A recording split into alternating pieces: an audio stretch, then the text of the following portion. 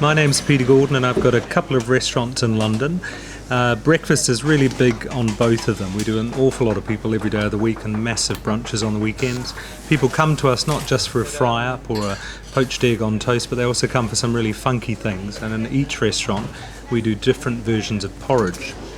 Where I am today is Papa, my restaurant on Monmouth Street in Seven Dials. And during the week we often have a millet porridge on, but I'm going to show you one of my favourite porridges of all time, which is quite quirky. It's got brown rice, and to get the brown rice ready you want to rinse it under cold running water, and this just gets rid of any dust that's settled on the rice while it's being packaged. The reason I use brown rice is it's really wholesome and nutritious, which is a really good way to start your breakfast day. Just rinse off the water. You can see it's just slightly dusty in there, and then by volume you need almost equal amounts of rice and water. Start off with cold water to cook it in and just put it straight onto a really hot element. Bring it up to the boil and then put a lid on and we'll simmer it for anywhere from 15 to 25 minutes. Along with the rice I'm using another grain. It's called a super grain. It's called quinoa. Some people call it quinoa, but it's quinoa.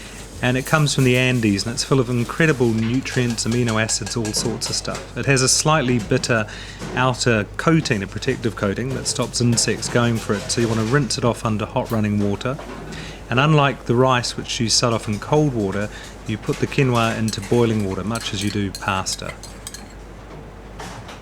Quinoa cooks a lot quicker. It's an amazing grain actually. It cooks anywhere from 8 to 15 minutes depending on the freshness of it, and you just leave that there on a rapid simmer, and you can do it at the same time of the rice if you like. You need to check how cooked the grains are. Obviously the rice is going to take a bit longer, so the easiest way is just put a spoon in, just take a little nibble. What you're after ultimately with both of them is just a slight al dente texture. So you want to be able to feel it without it being mushy, but you don't want it so crunchy that it's going to, well, hurt your teeth. Once the quinoa is cooked, tip it into a sieve, just give it a little rinse. You don't want to rinse too much of the goodness away, but rinse it out of the saucepan. You don't want to miss any of those grains of quinoa. And then you can just leave it while the rice finishes cooking.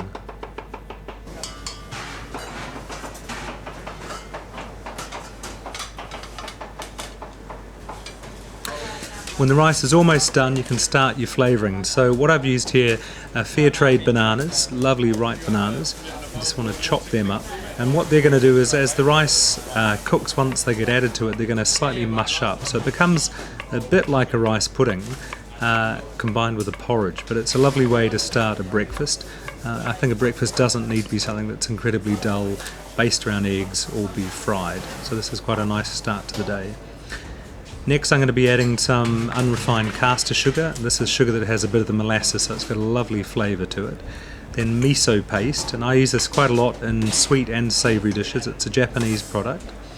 And then unsweetened coconut cream, and this adds a real kind of naughtiness and a real richness. It's a great thing to have in your breakfast in the morning, and that's all going to be stirred into the rice once the rice is cooked.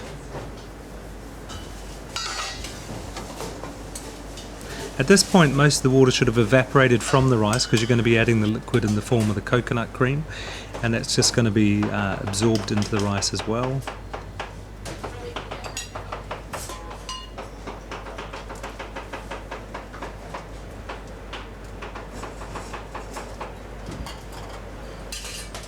To stir in the banana and coconut cream mixture, the miso adds a little saltiness to it, which is quite a nice background flavour, because otherwise this can be a little bit too rich. Keep cooking it with the lid off, because you want some of that liquid to evaporate, and you're cooking it to the point where the rice is just cooked, so just a little bit al dente. Return the cooked quinoa to the pan and stir that in, and then all you're really doing at this point is reheating it. Everything in that pan's cooked and you're going to be ready to go.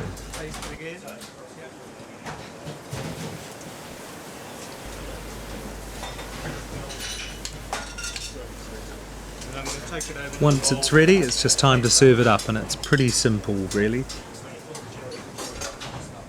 So what you've got is lovely nutty brown rice, a little bit of cinnamon in there, quinoa grains which add a lovely texture to it, and lots of good good nutrients and minerals. Fair trade bananas have gone slightly mushy, unrefined caster sugar adds sweetness, miso adds depth. and then to finish the top, some unsweetened coconut cream that you've also put in there.